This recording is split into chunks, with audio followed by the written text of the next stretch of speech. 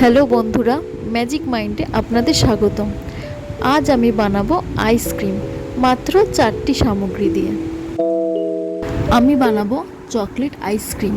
তার জন্য লাগবে 1 কাপ দুধ, যেটা আমি আগে জাল দিয়ে রেখেছি।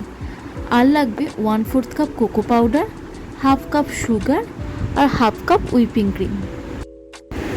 প্রথমে একটি প্যানে 1 কাপ দুধ, 1/2 কাপ চিনি আর 1/4 কাপ কোকো পাউডার নেব। ভালোভাবে মিশিয়ে নেব। তারপর সেটি জাল দেব যতক্ষণ পর্যন্ত না মিশ্রণটি গাঢ় হচ্ছে। এভাবে জাল দিতে দিতে মিশ্রণটি গাঢ় হয়ে এলে গ্যাসটি বন্ধ করে দেব আর মিশ্রণটি ঠান্ডা হওয়ার জন্য রেখে দেব। 1/2 কাপ হুইপিং ক্রিম আমি আগে থেকেই ফেটিয়ে রেখেছিলাম। চকলেট মিশ্রণটির মধ্যে হুইপিং ক্রিমটা আস্তে আস্তে মেশাবো। মিশ্রণটি ভালো করে বেশ কয়েকবার ফেটিয়ে নেব। এভাবে কিছুক্ষণ ফেটানোর পর আমাদের একদম মিক্সারটি আইসক্রিম হওয়ার জন্য রেডি।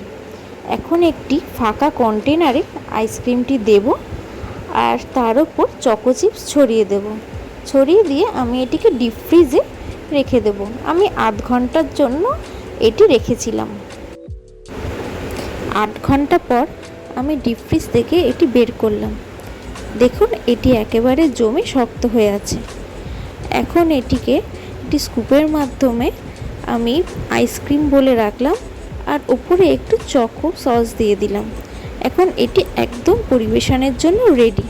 আপনারাও এই গরমে এটি ট্রাই করতে পারেন। আশা করি আপনাদের ভালোই লাগবে।